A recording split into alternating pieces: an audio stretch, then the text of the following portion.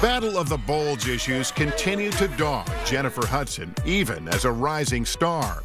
By the summer of 2006, after rapping Dreamgirls, she returned to Chicago and lost her Effie White weight, all 20 pounds of it.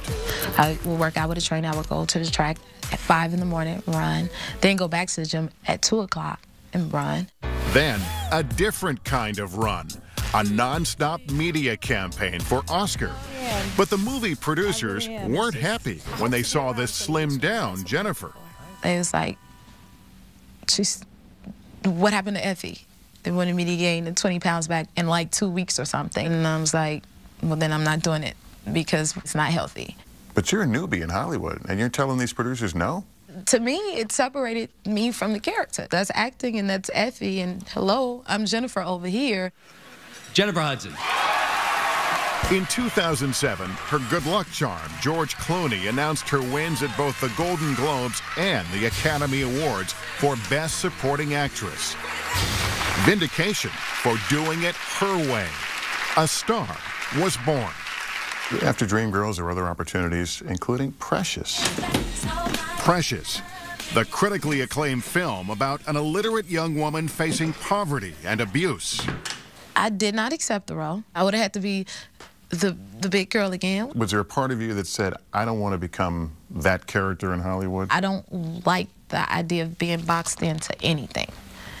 No. In my world, there's no limits. That would say, okay, this is who you are, this is what you're going to be. Nobody gets to determine that but me. But they certainly would try. Are you a man who loves and cherishes? In 2008, Jennifer's first album came out, and what should have been a perfect time in the young singer's career brought back the same weight issues that always seemed to haunt her. I was surprised to read that you hadn't seen the album cover. No. Until you saw it in the store. Yes. And there you are. Yes. But it's not exactly you. No. It's like, where's the rest of me? What did they do? They photoshopped me probably to the size I am now on that cover when we all know I was nowhere near that. Why would you Photoshop that? And to me, it did not send out a good message, and it did not represent me well. Did I not just prove that talent is enough? If I made it this far, being who I am, being the size I am, the image that I am. But who she was turned out to be just fine for the new man in her life, David Otunga, and vice versa. I think you describe in the book a very handsome actor named David Otunga. Love at first sight? It was. It was. He played on a TV reality show. Before that, he was an attorney with a law degree from Harvard. But when he and Jennifer became a serious item, he told her about this crazy dream of his. And Otunga with authority. To become a WWE superstar. Because I've been blessed to live out my dreams, I got to support you in yours, you know, kind of thing. So I was like, okay, you do you, you do your thing. WWE Tag Team Champions, David Otunga. Tag team. I don't know how to put this. Let me just say, that's one chiseled piece of man candy. Yes, he is. And Jennifer also learned about his sweet, romantic side. He decided to propose on my birthday. You're out in California, right? In California. And I remember him telling me, like, put on your favorite dress. The day he proposed, he made a specific CD with certain songs. We're driving and we're listening to the music. And then they stopped at a spectacular beach in Malibu. And he had birthday cards, and on each card it said, like, it threw another hint and another hint and another hint, like, this one is to Jennifer. And I got to the last one and said, when you're done reading this card, I want you to turn around and I have your birthday gift for you. And I'm like, oh, God. And I turned around and he's on his knees proposing. Real romantic. Very. And he gave her this ring. Little did I know he had my ring taped to his leg the whole night before, because he didn't want to take any chances of anyone stealing it. Jennifer and David were together on top of the world. But just 1 month later, in October 2008, fate would intervene and change Jennifer's life forever. I remember it like yesterday. David was headed for Florida to wrestle in some matches for the WWE, but without Jennifer. Her plans were to take a few days off, stay at home in Chicago, and visit her mother. And I was literally picking up my bags to walk out the door to go to my mother's house. And he called me like, can you come out here instead of going? And I was like, okay, sure. And that one decision, that one thing, I wouldn't be sitting here. You would have been there. Mm-hmm.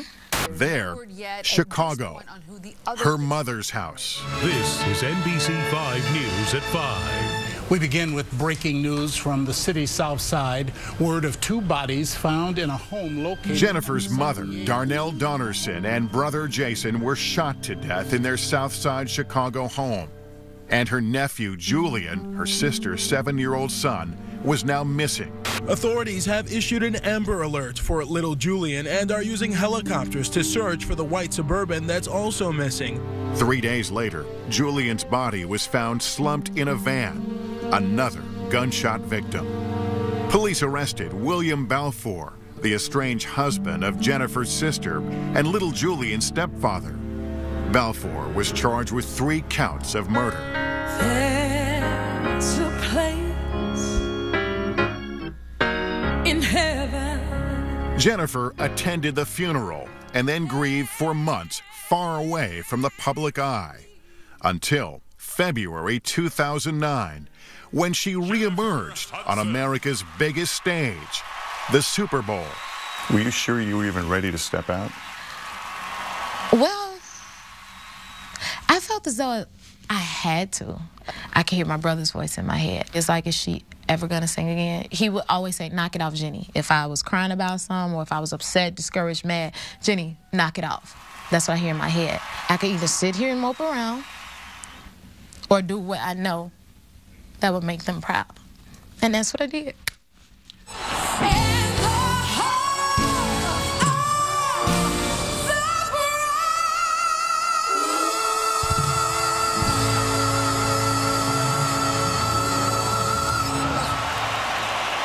I got to tell you, I don't think off the top of my head I could tell you who was playing in that game, but I remember you singing. Wow.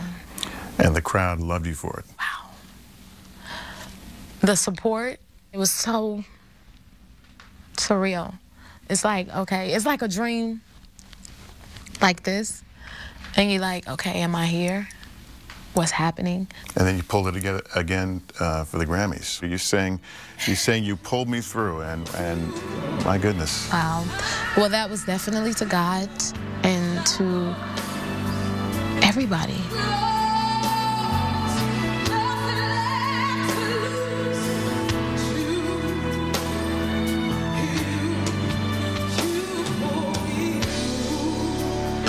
I love to see people come together.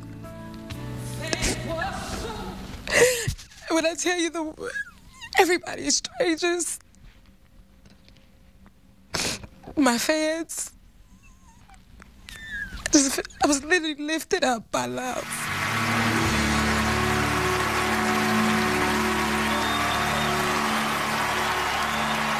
You were talking to the audience. Yeah, the audience, my fans, everyone. You don't talk about this a lot, and I think people understand why. It's deeply personal. Right. I just feel like certain things should be off limits, and people should respect that.